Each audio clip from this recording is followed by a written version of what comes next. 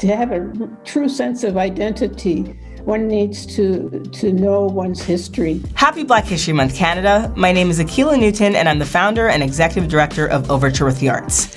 In celebration of the 25th anniversary of Black History Month in Canada, we've created a web series to educate people about the phenomenal Black Canadians who have blazed trails and prominent Black communities in Canada. To help me share these stories, my niece and nephew will be joining me, and they'll be learning along the way.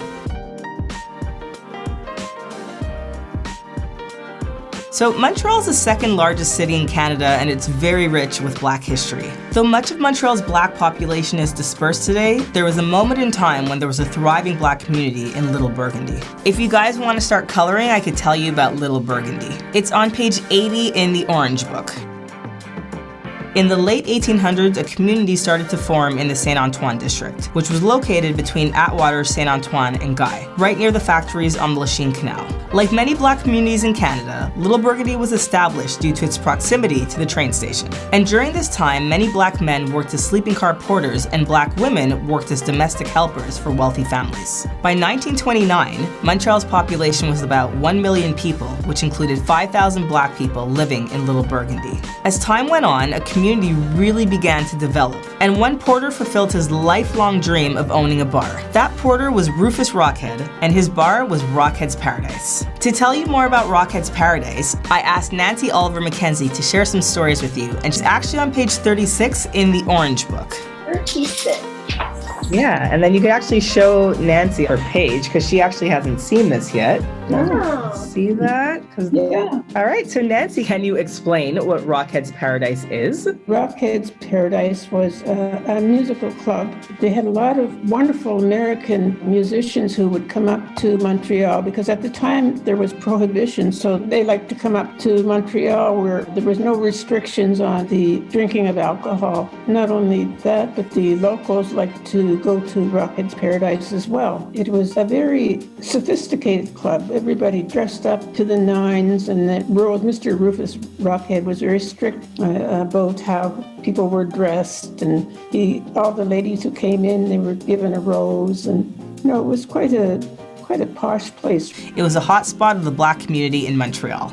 But the real pillar of Little Burgundy was Union United Church, which is the oldest Black church standing now in Montreal. Goes back to 1907. The church was started by basically the wives of American porters in the late 19th century. And the most prominent pastor there was Charles H. Est. He became the minister in 1925 and worked really hard to provide the congregation with not only a place of worship, but a community center that would help the Black community flourish. There were a lot of activities and other social services for the Black community, including music lessons, a lunch program, employment services, and all sorts of activities, social activities for both children and adults. There were two kids from Little Burgundy that were able to take music lessons through the church. Those two kids were Dr. Oliver Jones and Oscar Peterson. Their fame grew to rival those of any great jazz musicians of all eras, all because of the strength and perseverance within the community of Little Burgundy. That it was a very, very vibrant Black community. It had, people were shopkeepers, barbers, a lot of people in the music industry. Quite a different place from what it is now. So Union United Church still thrives today. But like most Black communities in Canada, the Urban Renewal Project dispersed the residents to make way for a highway. The city put a highway through the community. A lot of people had to move out. The whole neighborhood had been disturbed. I have a question.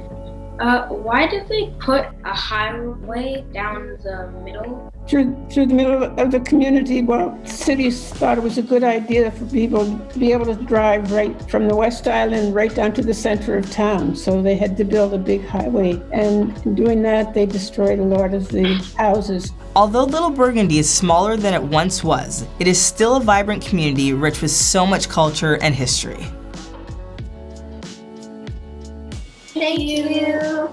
Bye-bye. Thank you so much, Nancy. Let us continue to celebrate these incredible stories and phenomenal people because Canadian Black history is Canadian history, and it's only through education that we will go beyond February.